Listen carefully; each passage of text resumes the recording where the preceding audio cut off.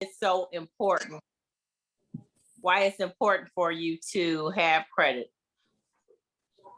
No, I just know you need credit to get a house. All right. Well, you need credit for many reasons. You need it to buy a car. You need credit if let's say you're a thief. Now, just to give you some background, I'm a bail bondsman. So I get people out of jail who break the law all the time. And when a bond is so high, let's say the bond is like $50,000, their family has to co-sign and vouch. Well, co-signing is getting credit. I have to run your credit to make sure that you can afford to pay if this person doesn't show up to court. So it's more than just getting it for a job. It's getting it to get people out of jail. Credit runs so far deep.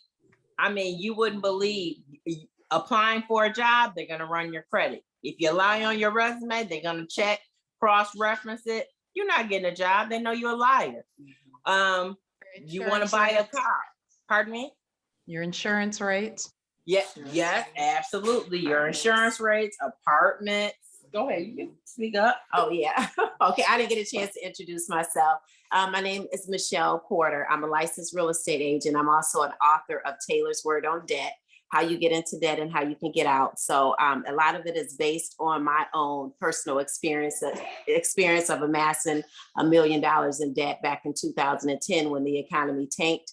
So, I really did research after that, after losing multiple houses because of that, and just really educated myself on the effects of debt and how debt really, like Krystal just mentioned, how it really affects your life and different things that you can do. So we all weren't taught about this when we were in school, so you go off to college and different things, and then they're offering you this credit card debt, and then you get into debt and you really don't know what you're doing. You just look at it as free money. I remember when I was in college, I didn't even know how to use the credit card, but all they said was, you have $300 on here, and I used that $300 up. And years later, they came after me for close to $1,000 because it had interest had accrued on it. So I'm here to assist Krystal, with teaching a class. I'm here to answer any questions about real estate as well, how you can buy a house and how the housing market is going right now. And as she mentioned, as far as apartments, as far as buying a house, credit really affects that. Thanks for having me. Yes. So one thing is, all credit is your word. Okay. At the end of the day, somebody has to believe that either you have a job and can pay me back. Because just think about it. Would you loan somebody some money that doesn't have a job? Absolutely not. You never, the first thing you ask is, where do you work? How long do you work? If your family members come to you to borrow some money and you know they don't work, are you really going to give them some money? Mm-hmm. If you are, you're giving it to them. You're not loaning it with the expectation that they're going to give it back. Why? Because you know they're not good pay.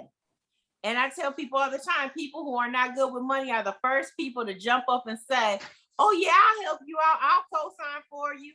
First of all, you don't have anything yourself. So you cannot help me do anything. And you need to understand money is power and credit is someone else's money, but they're giving it to you. They're loaning it to you for you to extend yourself. So if you use it wisely, you can get a lot of credit and make money off your credit as well. So let's talk about different levels of credit. So you have bad credit and you have good credit, and they're somewhere in the middle. A bad credit score is normally anywhere under a 679. That means you are going to pay more interest, and you can pay 15 to 20% with an interest rate like that. So like me, I have excellent credit. So when you have good credit, you don't pay as much. So let's say we get the same car. We're going to get a car that's $15,000, okay? The loan amount is $15,000. Now, if I was to get a loan for $15,000 with excellent credit, I'm going to be paying $352 a month.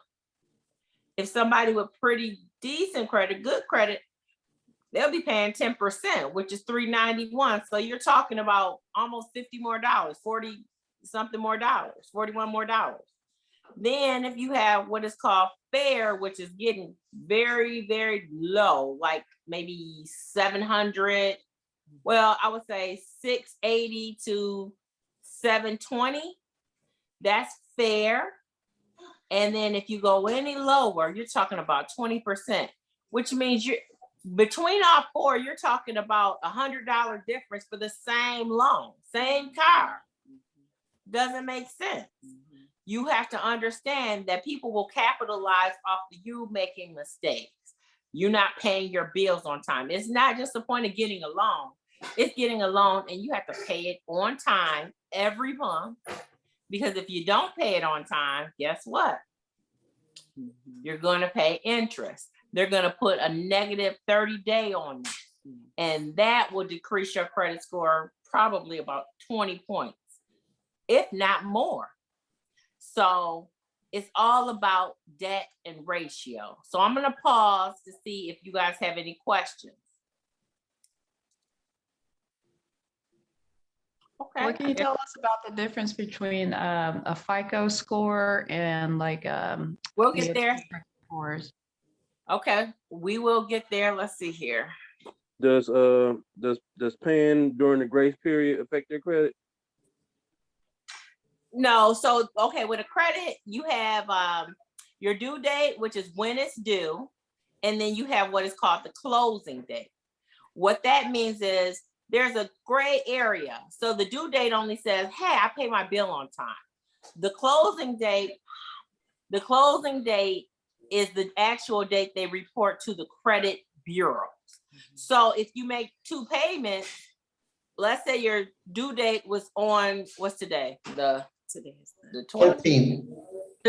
So if your credit due date is the 13th, then closing date is probably on the 16th or the 17th. So if I paid my bill, made a payment, let's say I made the minimum payment today for the due date, that's just saying I made my payment. The minimum amount is not going to go towards your debt. It's just going towards you just having a credit card. So you're not getting your credit, you're not lowering your credit limit at all. What you're doing is just paying them the bare minimum. They're taking all your money. But if you turn around on the 16th and make another payment, like let's say $200, that's going to go on the principal debt, the main debt. So guess what? Now your score is going to go up because you're decreasing what you owe. You're taking away some of the debt. So in order to increase your credit score, there's so many things, and I don't know if you guys see this. Well, yeah, you see my presentation. You guys can take a snapshot, and Ida is going to record this, so you'll get this information anyway. But increasing credit scores, you can't have negative items on your credit report. And I mean, you may have to dig. Sometimes you had a card or something on your credit for 5 years. And the second month that you had it, you had a late payment. That's gonna be on your credit unless you remove it. So as time goes on, you forget about it, but it's still a negative item. And the longer it goes on there, it's still gonna hurt you. It's gonna hurt you until you remove it. So you have to eventually take it off. You're gonna have to dispute it. We'll talk about that later on. Then you have debt to ratio. So let's say you have a credit card that's $1,000. Well, 30% of that is $300, which means every month, if you want your credit to stay the same or go up, you're going to have to stay under that 30% number. Really, it's 20%.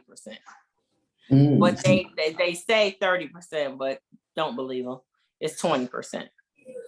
You also are going to need what is called good payment history. That means you pay your bills on time every month. Then you have to have different types of credit. Revolving credit and loan. So one is like a Capital One card, and one is like a home loan. something that you're paying on.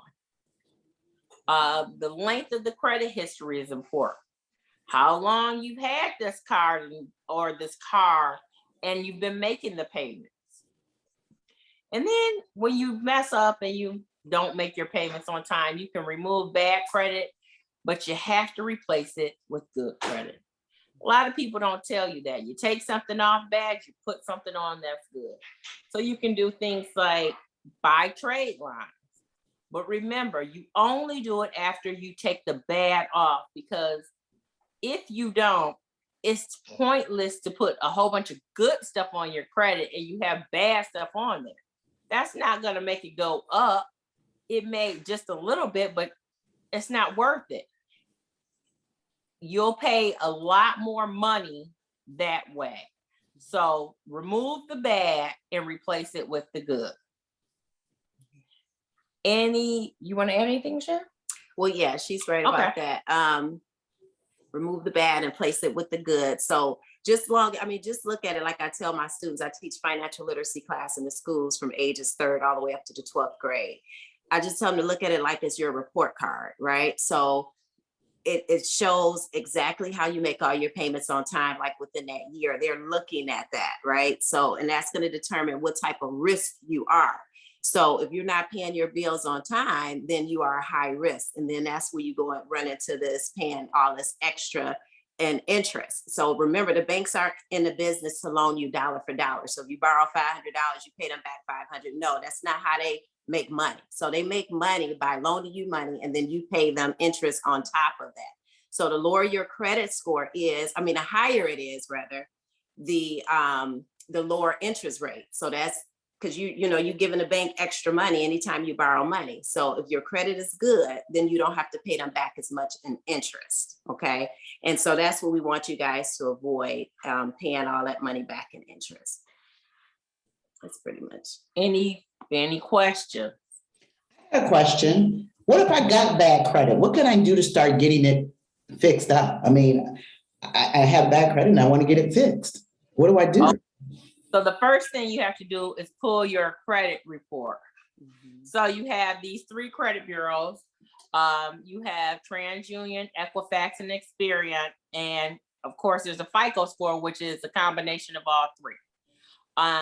The first thing I would recommend is you contact the credit bureaus and you find out what information is on your credit report. Meaning, do you have old addresses on there? Do you have your first, middle, and last name? Do you just go by your first name and your last name? Do you have old phone numbers on there? You need to clean all of that off. So first thing you do is you call all 3 bureaus and you remove all that information off your credit. You want your name, first and last, your phone number, your current phone number, and your current address. That is it. Why? Because you don't want anybody to verify any information, especially if it's old. So you got to clean all that off. Then you have to understand there are, here are some credit bureaus that you can go to get normally free credit reports. You can go to Credit Karma, which I use Credit Karma because I know my credit is good, but they're normally 20 to 30% off. You can use freecreditreport.com, consumerftc.com, checkmyscore.com, identityiq.com, annualcreditreport.com. Annualcreditreport.com, it makes it real clear. It's really easy to read. Mm-hmm. You don't normally have to go digging, where a lot of times creditors hide items. Like they may have something from 4 years ago deep, and you have to actually open up that account and then go through it. And then they only may list 3 years. So you have to find out, well, where is this going, or where's this negative item at? So then you'll have to go into late payments, which is another screen that then finally will show you, oh, you had a late payment 4 years ago, but they're only going to show up to 3 years of your credit. So you got, they like to hide it and play the games with it. Oh, and I just want to So- interject with the annualcreditreport.com. During the pandemic, they are allowing you to check your credit often. It used to be one report a year. And now they're allowing you, I've been checking mine like once a month because they give me a free report every month. Absolutely, it's important. You don't be scared to look at credit. The only way that you can fix it is if you know what's on there, and then you can deal with the problems. I have So- Credit Karma as well. I haven't had to pay for my credit monitoring with them. Maybe it's because I've had them for so long, but I get little email alerts from them anytime my credit score moves, and it turns into like a little game. Like over the past couple of years, it's gone up tremendously. Well, Credit Karma uses what is called a Vantage score. So Mhm. they basically do what they want to do. They'll give you points where they feel it's necessary. So that's why it doesn't accurately report. Or let me rephrase that. I get email alerts letting me know that like my Experian or TransUnion or Equifax score has gone up. Yes, Yeah. Equifax and TransUnion. Yeah, it's not just like the Credit Karma score, but specifically from the, Yeah, because they don't report Experian. They only report TransUnion and Equifax, which brings me for you to understand the reason your credit score is different at all three bureaus is because everybody doesn't report to the same bureaus. Let's say you have a student loan from Navient. Navient goes through Equifax. So they pay Equifax. So a lot of times these credit bureaus, they talk to each other or they use some of the same systems, second credit bureaus to get your information. So let's use an eviction, okay? So these are some of the other credit bureaus. Pay attention, take this down because you're gonna need these numbers. You're going to have to contact them and say, freeze me out. You do not have my permission. You want to do an opt out of your information because let's say you got evicted from your apartment. Well, LexisNexis or CoreLogic will pay for people to go to the courthouse, and every day after the courthouse, they print off the dockets and say, this is what happened. You got a judgment for this amount from this person. They put all their information in, and then they take it back to their main company and put it in their database. So when you are trying to dispute information, it's not that they're going to the person you had rented from. They're going to one of these second credit bureaus, LexisNexis or CoreLogic. And they're saying, hey, yeah, we verified because we went to the court and got this information. So that's why I said the first thing you want to do is clean up your credit. The first thing you want to do is clean up your credit from the actual bureau so they can't verify. The second thing you're going to do is you're going to take these credit bureaus and you're going to clean and freeze and opt out all your information. Once you do this, now when you start writing letters, dispute letters, now they don't have anybody to verify and they have 30 days to get it off. So if you just say something as nice as, hi, I pulled my credit and there was some inaccurate items on there that are reporting, and you just start listing them, put the name of the company, the what was inaccurate on there, or I should say put the name of the company, put your account number on there, make sure you have their information, and you're not going to do it online. It's best to do it through a certified mail, and do not put a return address on the envelope, okay? You want to be able to track it. You don't need them to track you. The reason is because if you send them a letter, they have 30 days to verify it. What you're going to ask them for is, I need you to send me a copy of my contract with this creditor that I actually signed, the document that I signed. So let me break that down. if you owe Miss Ida money, you have a contract with Ida. If Ida doesn't feel like collecting from you and she calls Krystal and says, hey, I want you to do this collection, she's going to pay me, or I'm going to pay, or yeah, she's going to pay me to take your credit and go after your collections, okay? What you owe her. Now, this is the key. You don't have a contract with me. You have a contract with Ida. So if you go to the credit bureaus and say, hey, this girl Krystal is harassing me, she wants this money that I owe Ida, technically it's already paid for because I bought the debt from Ida. So I paid Ida to take your debt, but Ida can't give me your personal information. She can't give me that contract. That's a violation of the HIPAA law. So if I can't have it, guess what?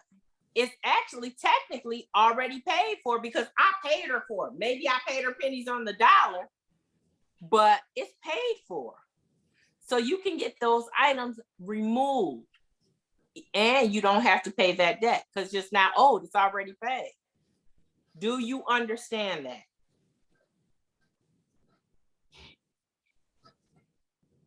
Anybody, are you confused? Because I can go over that again. And that's very, and to me, that's very, very important because before you start wiping out, putting in new debt, you really want to get as much old off. And you don't think those things work, but they absolutely do.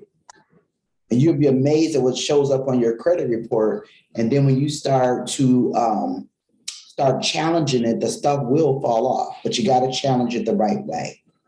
Right. Sorry, So Run Krystal. that by us one more time. We have to contact Yeah. all 4 of those bureaus and ask to opt out and send certified mail requesting that they send you a copy of the contract.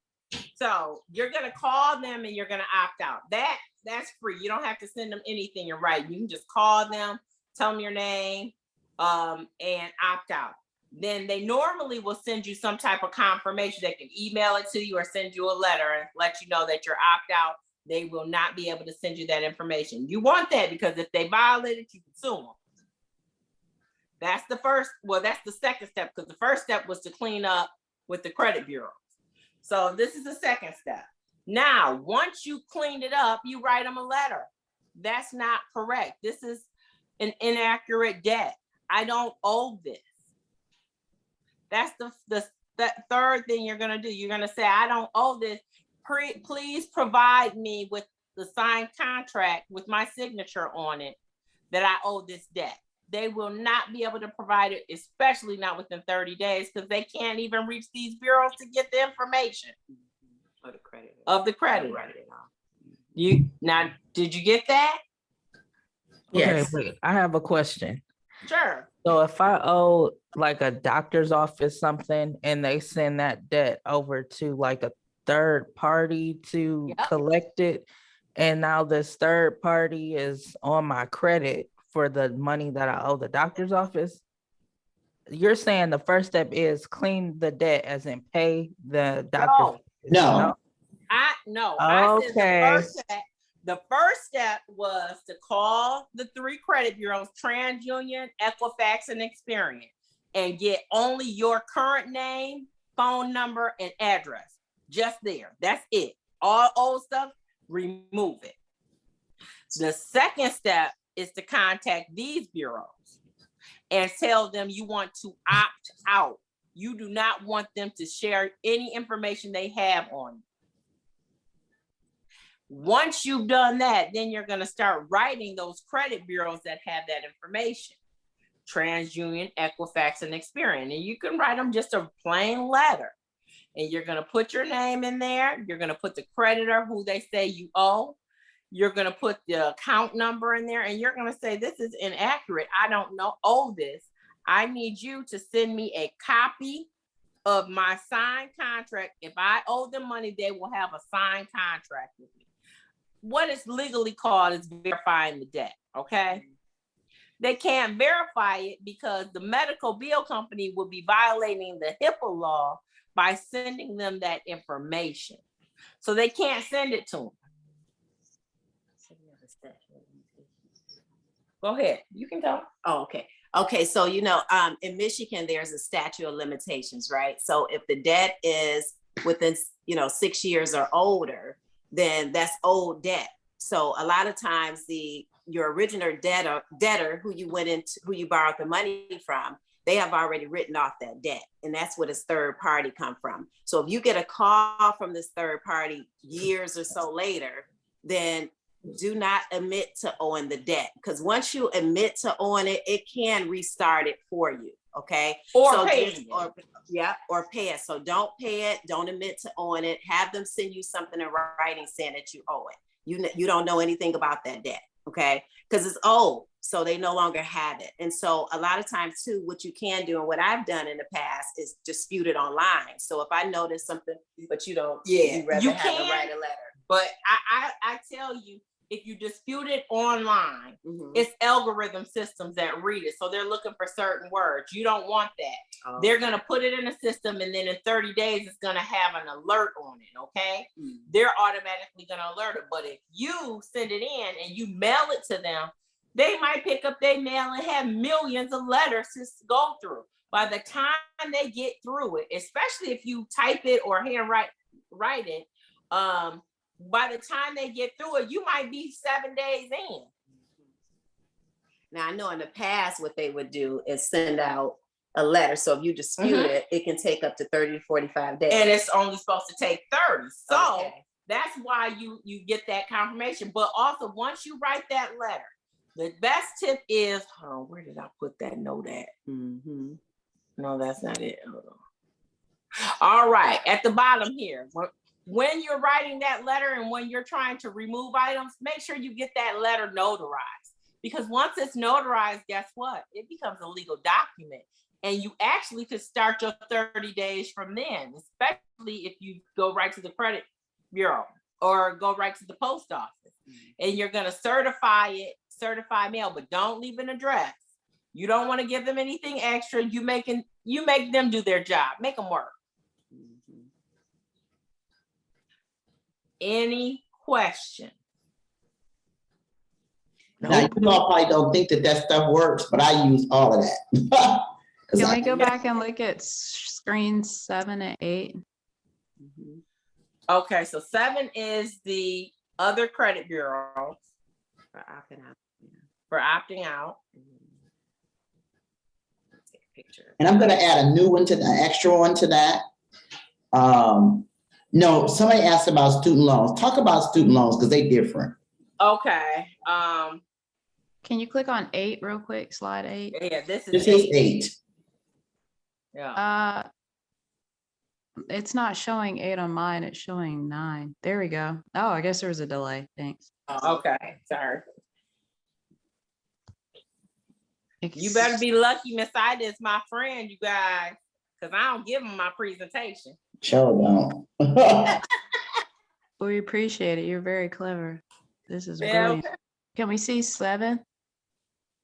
7. She must have missed it. 7 was the credit bureau. Oh yeah, I got that already. Thanks. Yeah. Okay. So yeah, just let her go through her presentation. I'm recording and I can always post it so you guys can see it again because it's a lot of information. Okay. Somebody asked a question about student loans. Okay, so with student loans, you have different creditors, like I said, Navient. Okay, let me freeze. When applying for any type of loan, you need to know where they're pulling their credit from and when they're reporting. They're not going to pay all 3 bureaus. They're only going to pay one. So because the credit bureaus go and they share information with those backup credit bureaus, CoreLogic, LexisNexis, a lot of that information they can get from all 3. So they'll put, like, if it's Navient uses Equifax.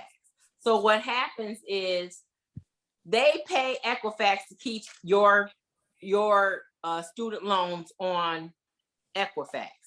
But then TransUnion and Experian will call LexisNexis and say, hey, I need some information on this person, and they'll put it on their reports. So if you said this is incorrect data or information, the other two bureaus who not getting paid, what do you think they're gonna do? They're like, I have no reason to keep this on. They're gonna immediately delete it off. They don't have time to waste. They're not getting paid, which means now you can focus where your debt really is, which is on that credit bureau. And creditors are supposed to ask you if you even want it on your credit. You don't need to have certain items on your credit, debt to ratio. So you can request that they remove it. Say, I'm in default, take it off. I don't owe this money, take it off. And tricks to that is simple. I know you owe the debt, but you can go to the police department, file a police report, say some information was used. Now, one of the tricks that I use is sometimes you've lost your ID, your driver's license, or you lost your credit card. You call the credit bureaus, you let them know that somebody stole your information, and you go to the police department and you file a police report.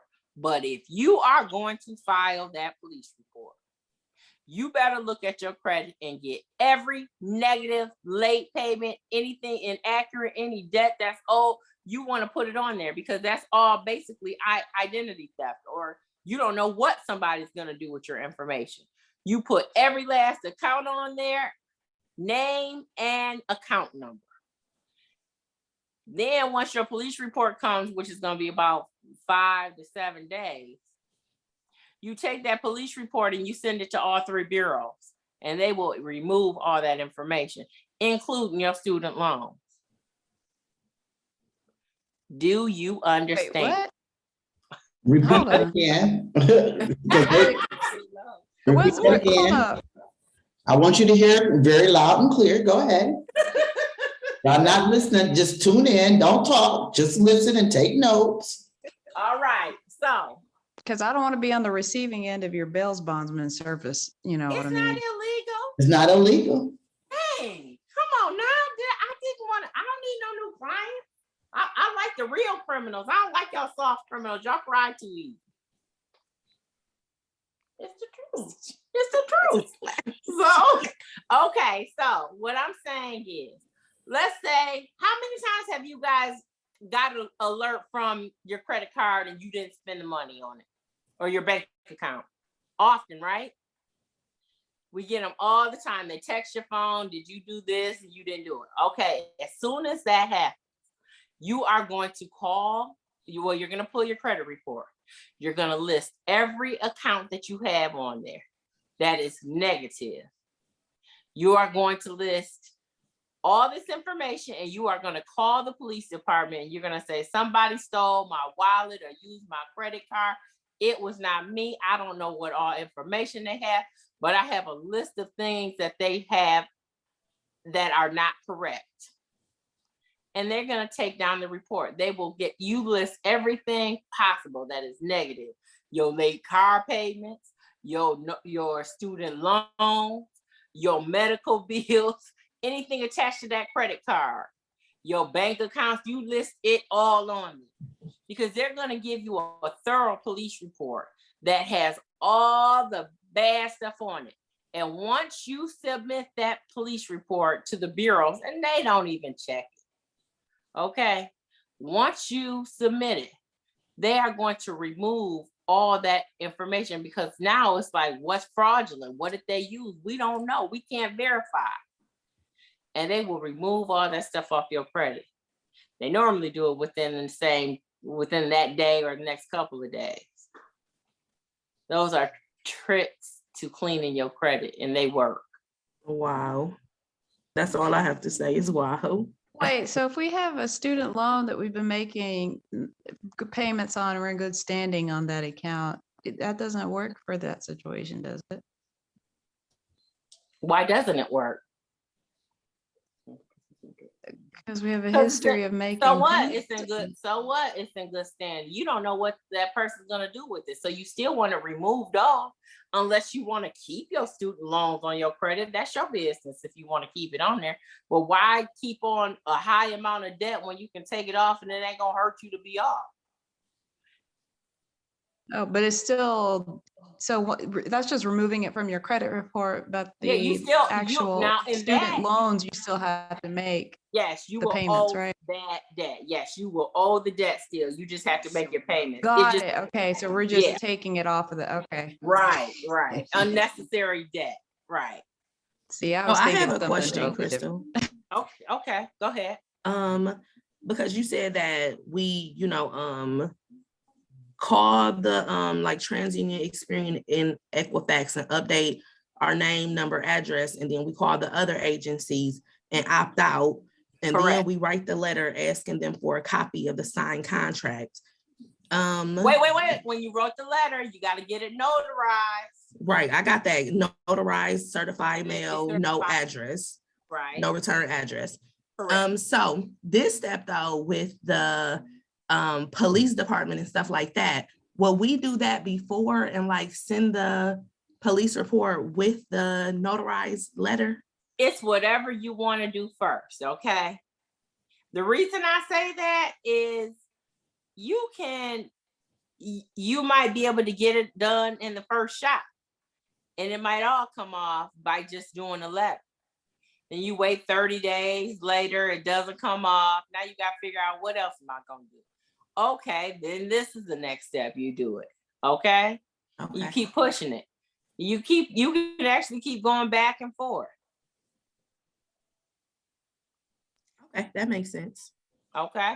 The point is, we want to clean your debt, remove your debt. So that's all.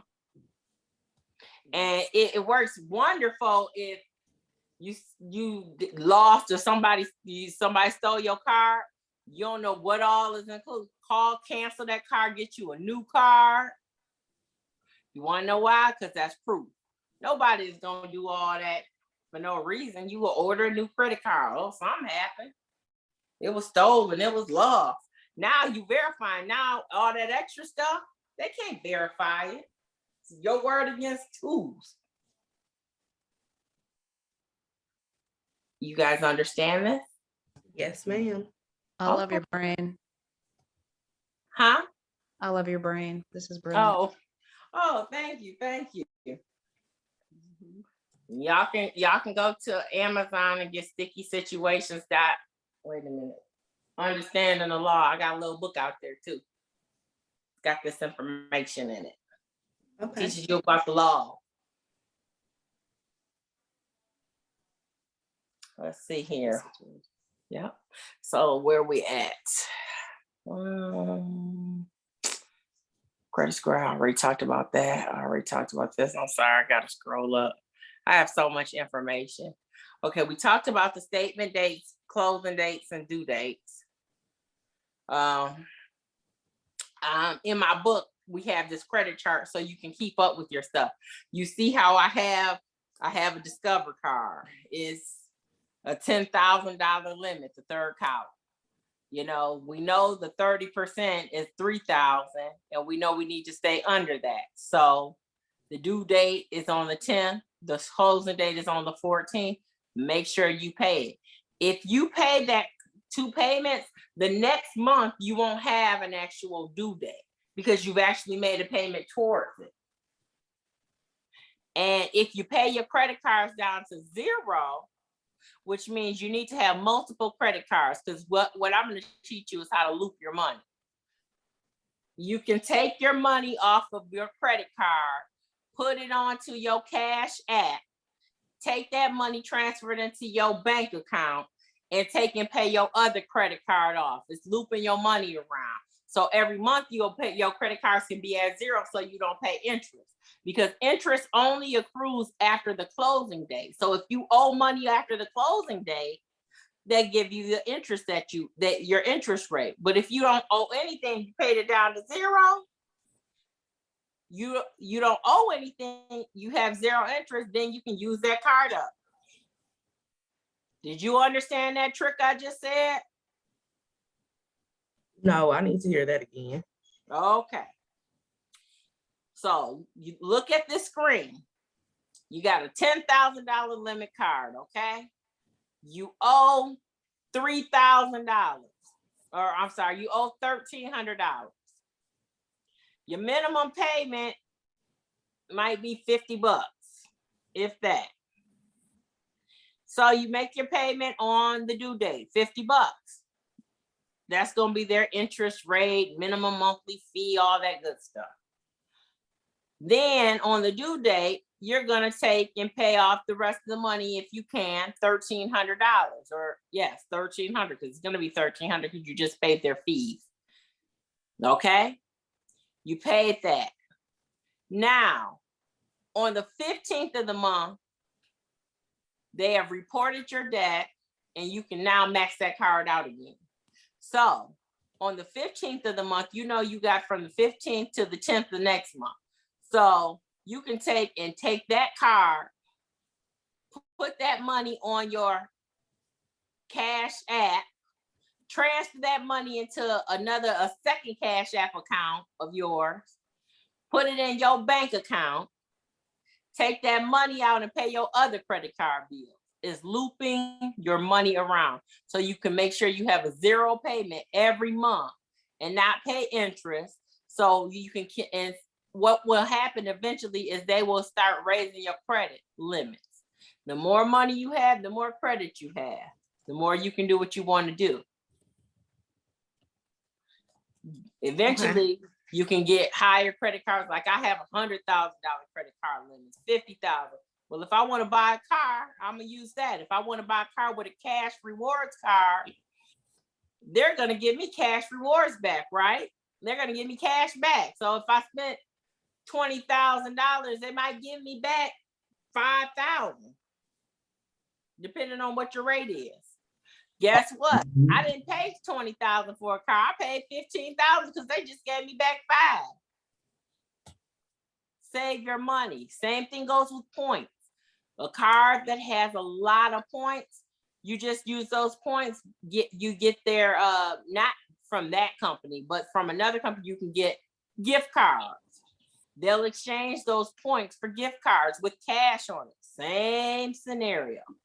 It's all playing with money, but you got to be one that stays sharp, and you got to have a book that keep records. I use a book, and I got records on my phone where I just put in alerts. Okay, I paid this. I put it in. I need to make sure this alarm goes off 2 days before. I remind myself of everything. I did not used to do that. Ida made me a pro at it. Do not use your memory. Why are you wasting ever? Yes. Why are you wasting your memory on things when you got phones and technology and a calendar, a book you can write it in and look at? Get used to looking at it on a regular basis. You guys are students. You write every day. Make it an alert. Let's see here. Is all of this in the book too? Yep. Okay. So the book has the main information in it. And of course, the key is to come to the classes, the workshops, which Detroit Public Schools offers them for free for you. And you get this information. You get to talk to me and experts anytime you want. We have workshops all the time. I need to put them on my website, but I'm just too lazy. I know. I'm going to get better at that. Yeah, I think this is really good though, because I know when I was 18, I got maybe about 4 credit cards, and I honestly had accumulated so much debt that I've been scared to get another credit card. But I hear, a lot of people saying like, that's how you raise your credit, and, you can get a better,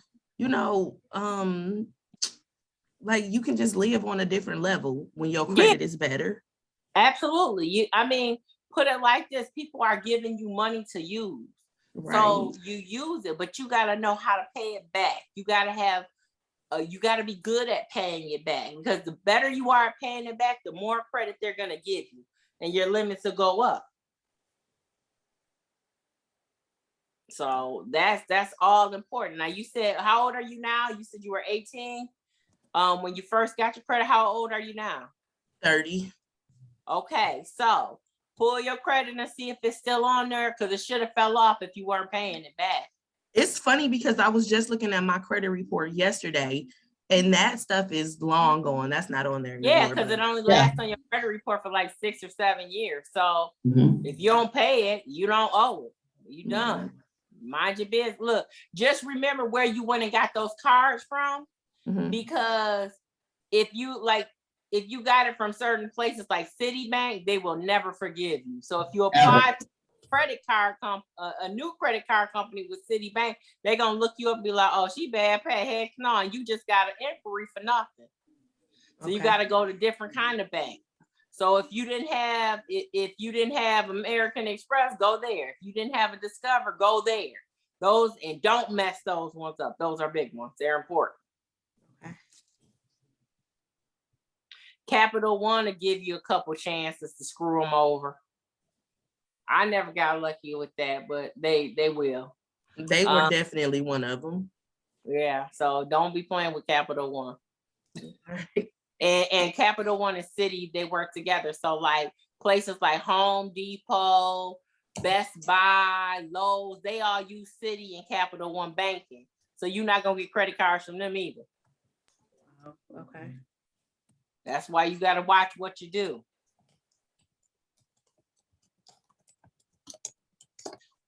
All right, let's see here. What else can I give you? What page is this? Oh, these are all the items that can be removed. Student loans, repos, late payments, inquiries, charge-offs, collections, bankruptcies, medical bills. What you said? Yeah, well, you know, with bankruptcy, you just gotta fight them. You just gotta tell them that it is your debt, but it don't need to go on your credit. It ain't doing nothing for you, and you just fight it that way. Just keep arguing with them. It takes about 6 months to 8 months to get a good bankruptcy, y'all. Gotta be a little persistent. Sometimes you gotta be a little clever, change things up.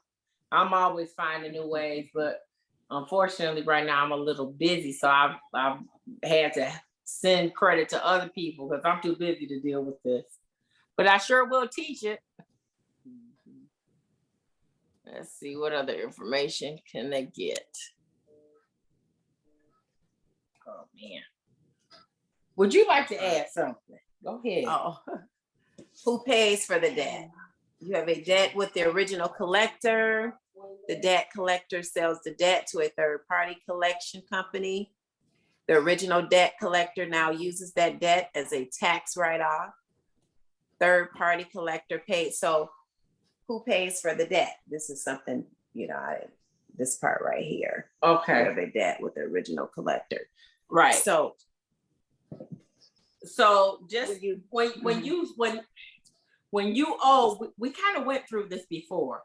When you owe someone and a third party purchases that debt, if your bill has been paid, they were willing to take little or nothing. They take pennies on the dollar. So you owed them $1,000. They bought it for $20. Well, it's up to you how you want to deal with it. Because if you want to just go ahead and pay it, you can say when the third party creditor calls you and say, hey, you owe $1,020 to this bureau or to this company, and we're here to collect it. You say, well, I'll give you $30, but I want to, because they only paid 20. They'll take it. But if you do it that way, you must also put in there, I'll pay it upon you removing it permanently from my credit. So have them send you a letter. Yep, they'll send you an email or fax you a letter. Once you get that, you pay it off and call it a day. Send it to the credit bureau the same day and it'll be off your credit. Don't have them put it in as settlement though. Just have them put it in as paid as agreed. So if you do work out something with a collection agency and you do pay out that debt, I was told the best time to kind of negotiate with them is usually around Christmas. You know, the end of the year, they're trying to get as much bonuses and as much, you know, commission for that. Well, so yeah, that, and also just think about it. You pay taxes, they pay taxes. So it's just write-offs. Once they write it off, what does that mean? You didn't collect, you wrote that debt off, which means, well, you get a bonus for not having to pay taxes on this money I gotta pay you. So I should get a bonus as well. Yeah. You got to make things make sense to you. Right. Understanding the process. Mhm. That's what I specialize in, is understanding the process of things so you can negotiate and make it go your way. Right. So And even one of the reasons why we are having this seminar now, because the holidays are upon us, and this is a good time to kind of work on that credit. So even if you pay the debt collectors, it's not going to fix your credit Mm-mm. until you make sure that they send you a letter saying pay it as agreed. And removing it, submitting that letter to the different credit bureaus so that they can take it off. Yeah, because I don't know if you guys ever noticed, but if you pay a debt off, your credit score doesn't go up. Nope, that's why you don't pay it. You shouldn't pay it. Yep, it goes down. You admitted to it. You admitted to being faulty, not paying 30 days, 60 days, 90 days later or above. So. And remember, if the debt is owed and the collection agency calls you, you can be bold. Don't admit to the debt. Have them send you something in writing showing that you signed off on something, which they won't even have, because a lot of times, like we said, the original creditor has written that debt off.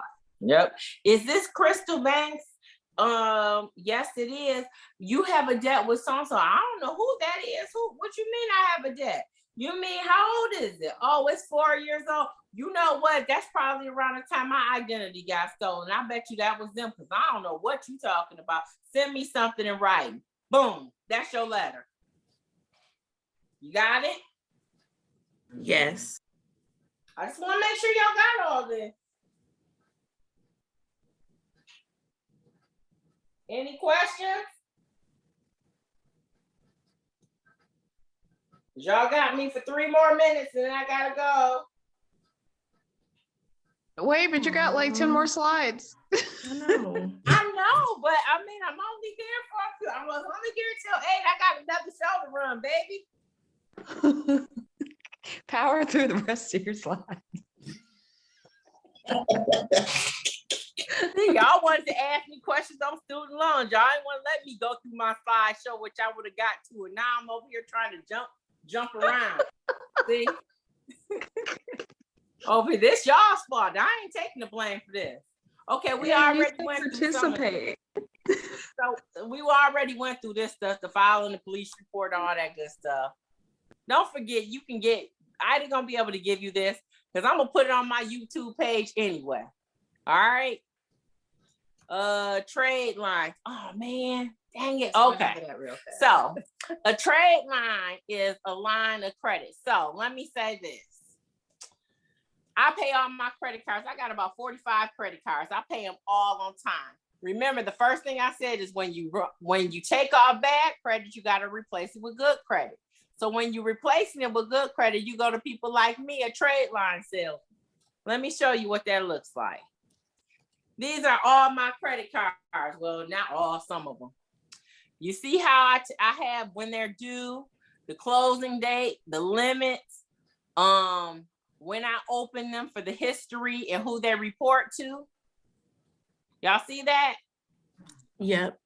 So basically, anytime in a month y'all call and say, "Hey, Krystal, I need to jump my credit. I'm all the way up to a 720. I need to be at a 750 because I want to buy this new car." I'm gonna be like, "Oh, okay. Well, what time is it? What day is it? Oh, it's the 13th, which means my Home Depot report, my PNC report, my other Home Depot, my Amex report."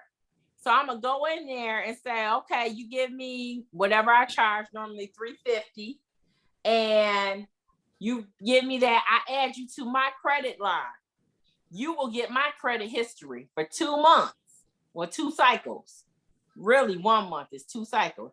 From this date when they report the closing date to next date and a day after, unless you pay me again because you need it a little long because you're trying to do something else. Then when you have that, your credit score is going to increase normally by about what, 15, 20 points. Sometimes if you take off all your bad, I've had some clients that credit score jumped. I put them on my Discover card. They jumped up 100 points. It just depends what you have on there. That's why you got to clean all the bad off to put the good on. And then once you do that, Like I do things when I have time, like applying for credit cards for you. But of course, I'm gonna charge you a fee. But the reason is because you're gonna apply for a credit card and they're gonna give you a $2,000 or $3,000 limit card. I'm gonna apply and you're gonna get a $15,000, $20,000 limit. Makes a difference. So trade lines is me putting you on my credit record, and it's gonna go on your personal record, and your scores are gonna go up. So your credit record just for that particular card. So just that card will show up. Okay. All right. And you can buy as many as you want from me. It's just, I have a ton of them. So I'm gonna need your contact information. Oh man. Okay. It was, what slide was that? It was 2 slides ago. There it is. Ways to remove negative items. Contact me if you need more help. My number is in there, 810-650-9141. Text me first. I'll be busy, honey. Okay, I will. Okay. All right, let's see here.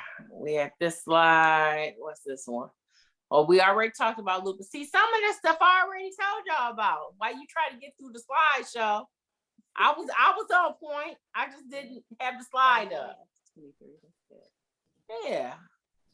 21 turn credit into cash. I told them about the Cash App and looping around their money. So that's how you make money. And once you start getting your own credit cards, then you start selling your own trade lines. The trade lines, like my Discover card has 5 lines.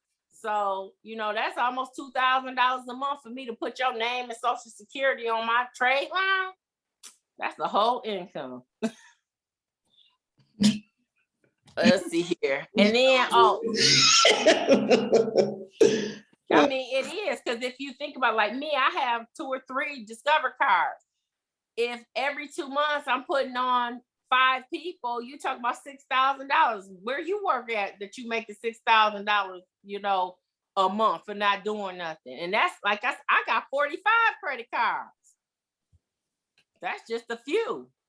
And depending on how hard school. I'm just kidding, Miss Ida. No, you're not. No, you're not. Hey, Lord have mercy. Yeah, I don't know if y'all know, but Ida is a financial wealth guru.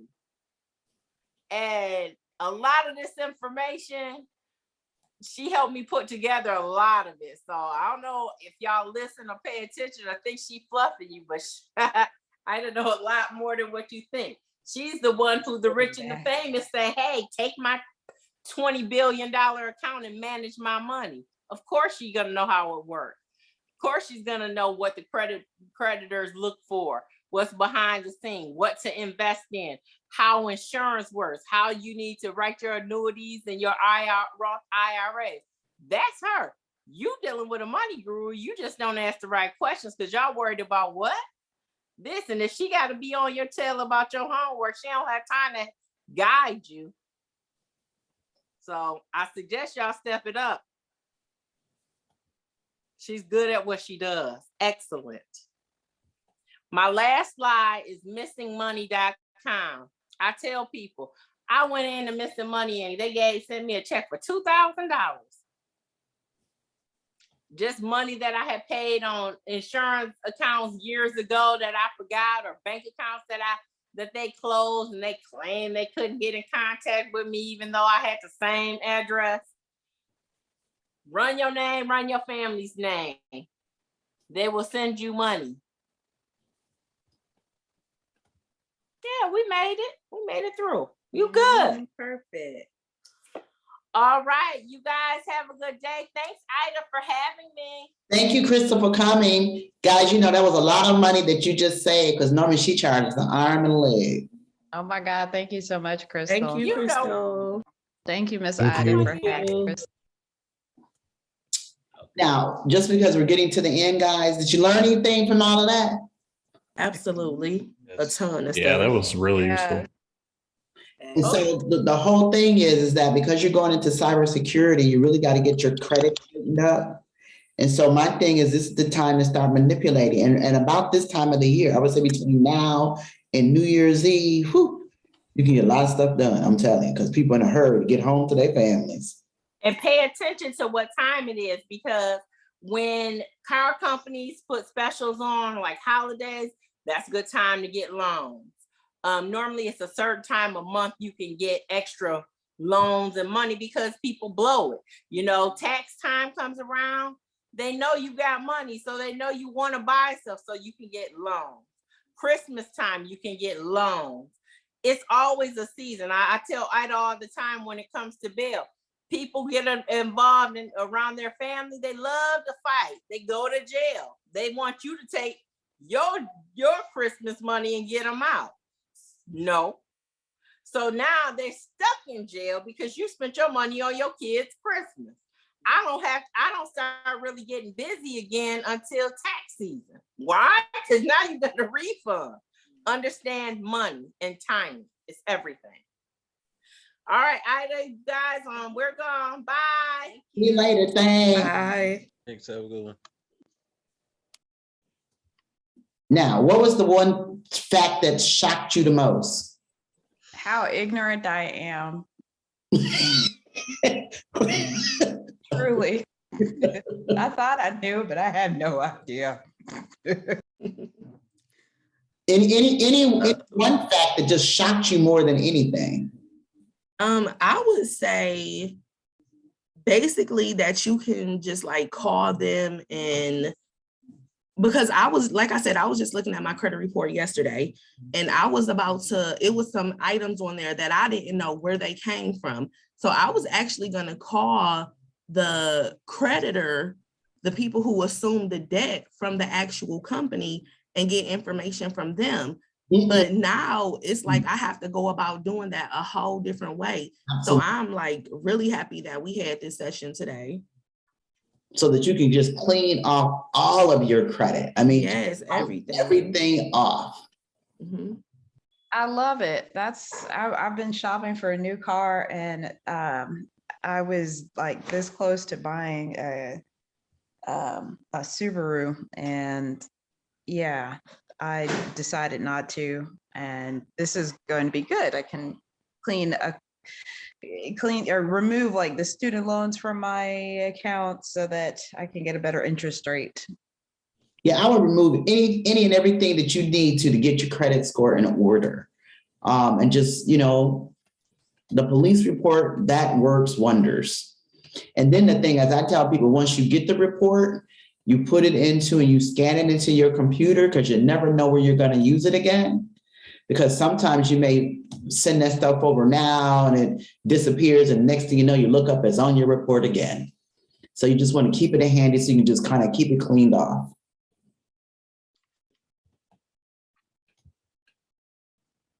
I love the idea of the trade lines. I'm like, I want to get something like that started just to have extra residual income. I mean, not residual. What's the word I'm looking for? It's called a side gig. Passive income. Yes. And people do it all the time.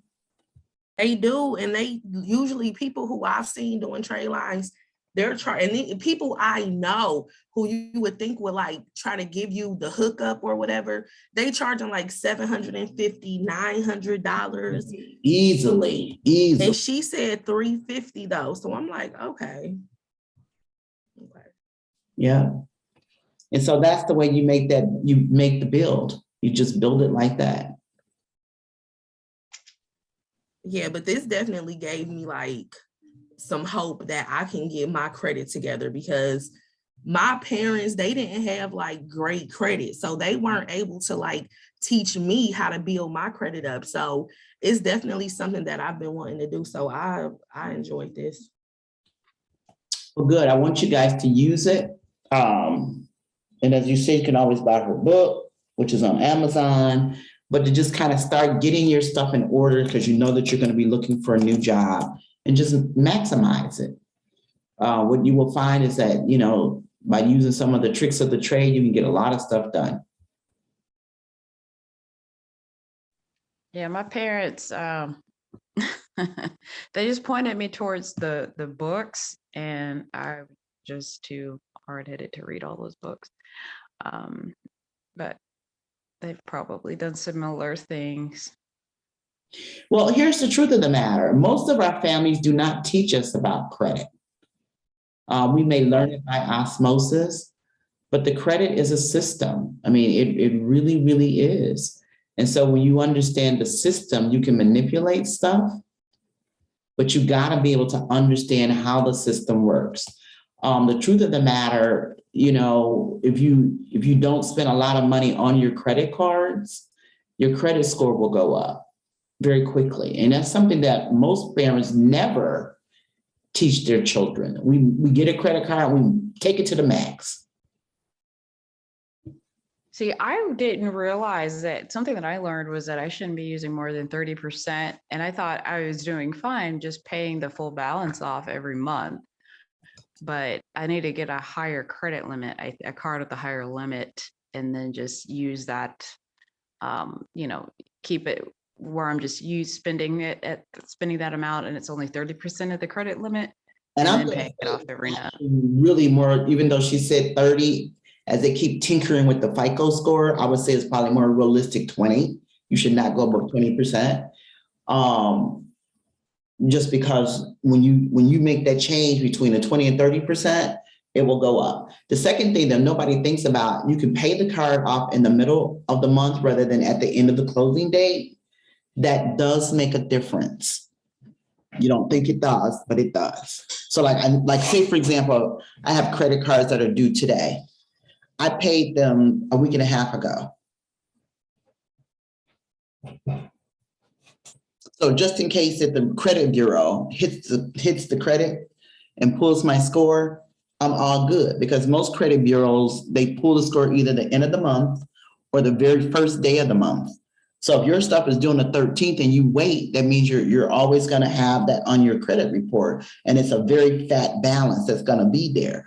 But if you paid it off on the 30th, that means when it hits the 1st or even the 29th, a lot of times I pay on the 29th, 28th, 29th. That means when it gets to the 1st of the month, all of that credit stuff is cleared off my credit.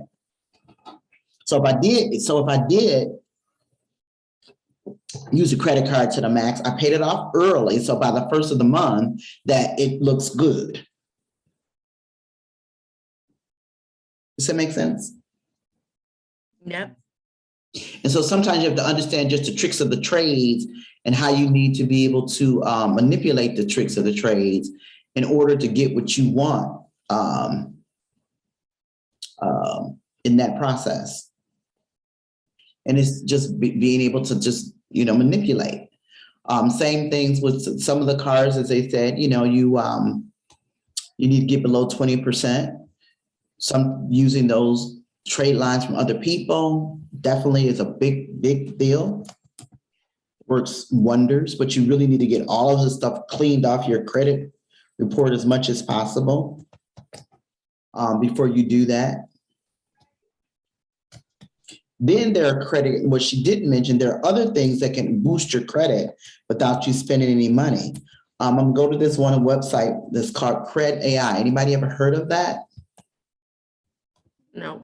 Let me show it to you because I use it and it's like the craziest thing ever. When I tell people this, it freaks you out. There are some credit sites that are not technically credit, but give you credit if you need credit. Like I give you a good example. Let me open up the Cred AI. Hold on here.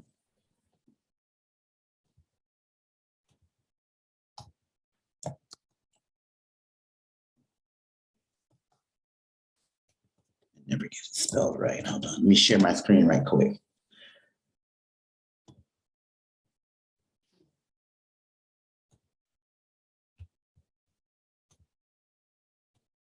I'm going to share my screen right quick here. Okay, this is a debit card, right?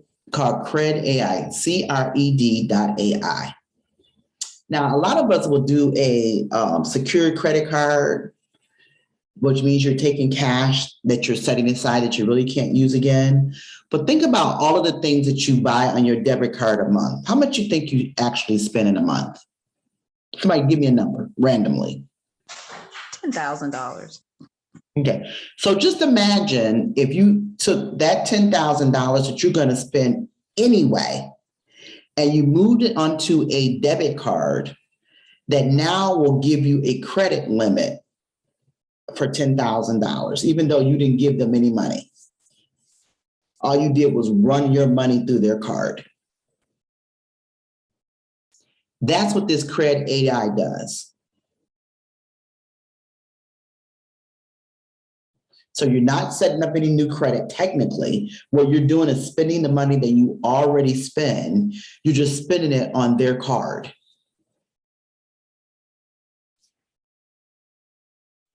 I noticed everybody got really quiet. So it's just a secure credit card? And it ain't even that. It's a debit card. So say, for example, you have your money at Bank of America and you pay your bills in the month and your bills come to, let's say, $5,000 a month. And you normally use your Bank of America debit card to pay the $5,000.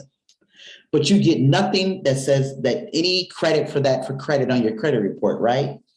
So what if you took the same $5,000 that you normally would spend through Bank of America, and then you transfer that $5,000 to Cred AI? What Cred AI will do is put a $5,000 credit card on your credit report. Oh. Right? How does the percentage work though? Like, does it show that we're using 100% of the credit? No, what will happen is you put in 5,000 and they pop the 5,000 on, they will put something low like $40, $100, $200, so that the spread between the two is high. So it adds to your credit and bolsters your credit score. And there are quite a few accounts like that. You have this one, Cred AI, then you have another one that is called Tumo. Now, I haven't used them before, but I was looking at them just recently because I said I needed to do that to see how they actually work. I need that unicorn sculpture in my life. That Tumo does the same thing, but you pay them weekly, whereas Cred AI, you dump it in as much as you want. It doesn't really matter. So that helps. Then you have other companies that kind of are secured credit card type entities, but they're a little slightly different. Now, I'll show you one that most people don't talk about, but that happens. Self card.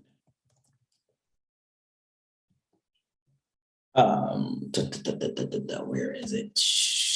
Oh, this is a self credit card. And it does help you build credit, but the way it does it is that you apply for the little credit card, you choose your credit limit, whatever you want. They give you a card and then you just start paying it every month. And then you build up cash in that card. And then when you get to the point of building, you close it out when you get to the limit. And then if you want to, you can always turn it into a credit card on its own, but it's a secured credit card, right? So it's almost the same concept. The difference is with a secured credit card, you give them a lump sum at the very beginning.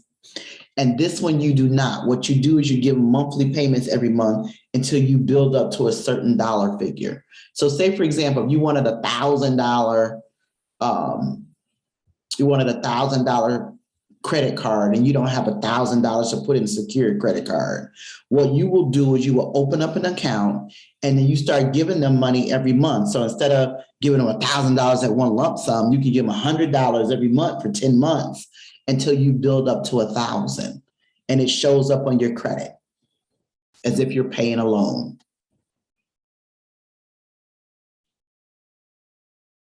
But Ms. Ada, like Krystal was saying, it's better to do these things like after you've removed the negative things off of your credit report. Yeah, except for some of the things like, I would say like the credit builder loans and the debit card, you can do those like Cred AI, you can do those right away. Okay. You'll see some activity, because here's the thing, you're not spending any money. You're not paying for trade lines. When you do like this self-builder, you pretty much are saving money. So it forces you to save money while giving you credit at the same time.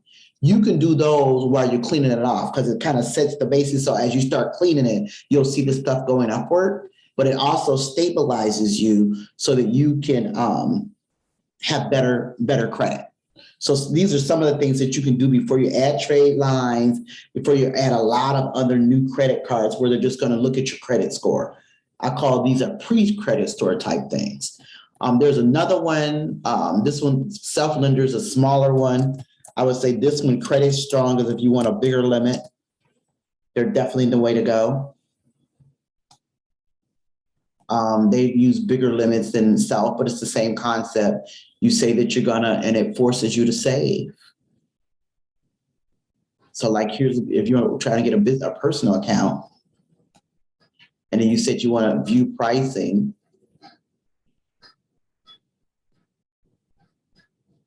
they'll give you options to say if you wanted to do $1,000 installment account, you pay them $15 a month every month for the next 120 months till you get to $100,000. Or if you want to do 2,500, you can do $30 a month. So it forces you to save money. So if you find that you're struggling and you're not good at that, then that's probably the best way to do it. Then they have where you can save even more money, but you speed up the process. So it's only 24 months instead of 120 months, but it forces you to save some money. And then they have Magnum type ones if you want to do even bigger.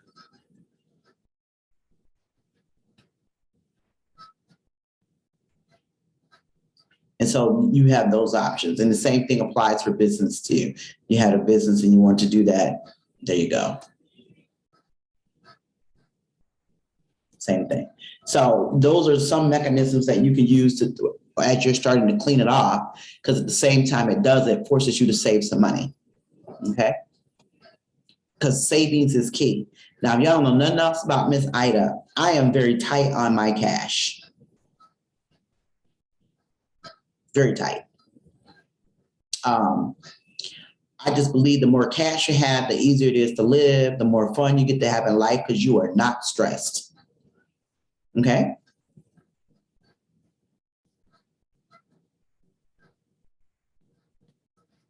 And so that's how you're able to do that. And so you just have to kind of sometimes force yourself to save, but you can start cleaning it off and then start slowly building stuff so that as you start wiping it off, you kind of meet it. And then when you get to that point, now your credit score starts getting stronger. Now you can start applying for credit, official credit. Any questions on that? I did have another question. Mm-hmm. Like as far as getting items removed from your credit, because I was actually gonna just like start paying some stuff off. Never pay off anything. If it's anything, never, ever, ever pay off debt on your credit report, because when you start to pay off something and then you stop paying, your 7-year window starts all over again. Wow, okay. You don't want that to ever happen. So if you got stuff that's on your credit report and it's like 4 or 5 years old, and you can wait 2 years. But then what you can do is you can start challenging it. That's where a lot of people use the police report. If I know I'm 2 years away and I don't have time to wait, all of a sudden my backpack got stolen, my credit cards got stolen, I call and cancel all my cards and get some new ones, file a credit with the police department and send it into the credit bureau and keep it moving. Okay. And then that way it cleans everything off and it's gone. Okay.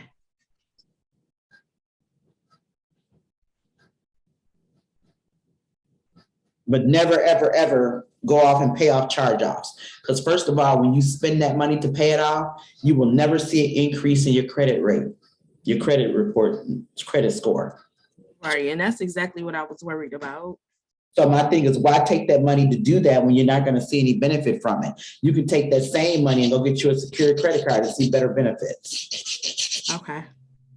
And then Thank you, Ms. Ida. get it off. Now, does it take time sometimes to get it off? It does. Like I got one creditor on my report. Man, I've been fighting with these fools for a year, but I finally said, you know what?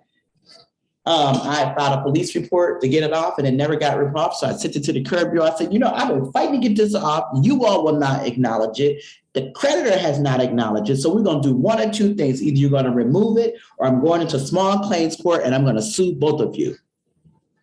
I did. I went to small claims court and I sued them both. Gone. Poof. Congratulations. Now, the only thing withstanding from that is like the federal student loans, right? Yeah, now you can only get them, the only way you can get rid of them is if you had a criminality type scenario where you did a police report, because otherwise you can't get rid of them in bankruptcy. The only way you can get rid of them is with identity theft. That's the only way you can, and you just have the police report, put it on the report, because whatever the police put on the report, that's what the credit bureau gonna remove. Oh, I meant like let me rephrase.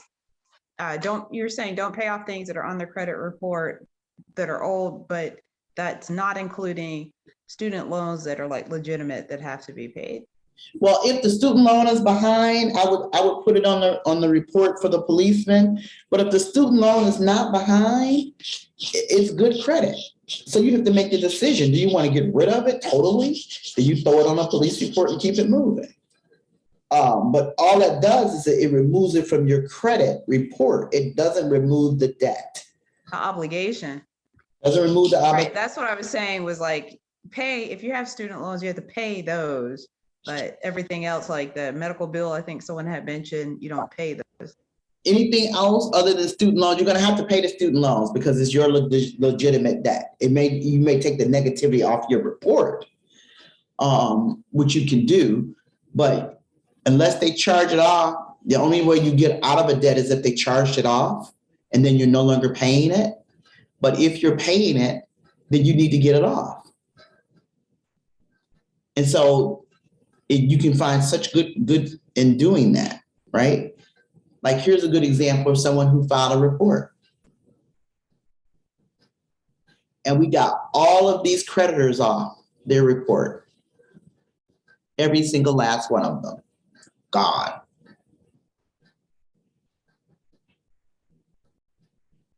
So those are the tricks of the trade. So it's just, learning how to manipulate with the system and being able to know how the system runs. But it's a game.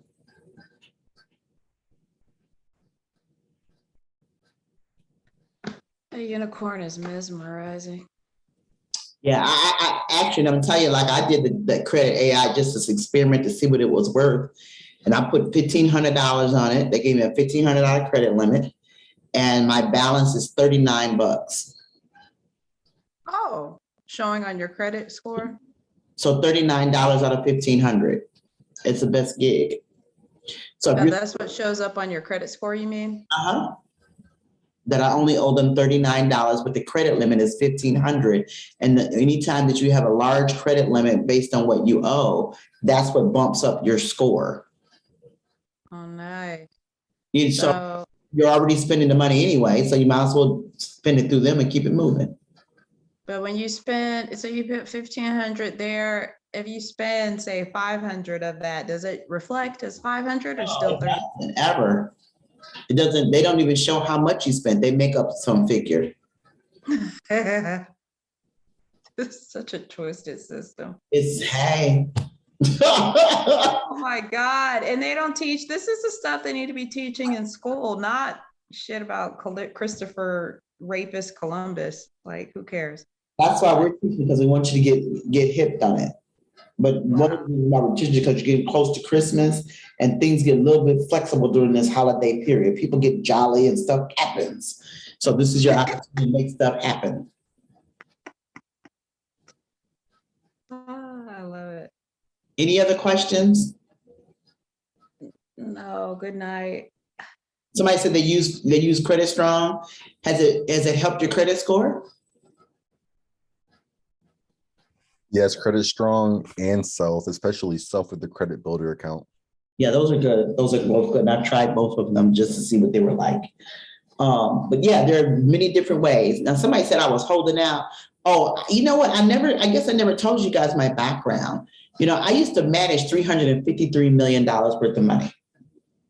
Yeah, I knew your background. I just did not know all these tips and tricks that we learned tonight. That's what I meant you were holding out. Well, I don't do it anymore, but I was like, I need to bring somebody else in to talk about it because I've been away from it for a little bit. But when you manage people with money, all of them don't have great credit. You think they do, they don't. Stuff happens. So I used to go back and clean up all their crap, or SHIT as I say it, which is part of my practice. So I don't do that more because I spend all my day on school stuff and training stuff and what have you. But I thought you guys really needed to know it after talking to a couple of students that they needed to have this knowledge. And so let's start talking about it more often. So I thought I would bring in somebody else who's doing it every day. They do it every day right now, because now that the knowledge is more happening as of right now. Whereas, I've been away from that industry, 10 years now? 15? Yeah, 15 now. So you needed somebody with fresh knowledge. That was fantastic. Really appreciate it. Not a problem. So guys, I hope you enjoyed the session. We're probably going to do a couple more of these within the new year. I'm going to do one in January, maybe one in February to kind of get us off on a good track. But let's start using some of what you learned today. Absolutely. All righty. Well, I'll see you guys later.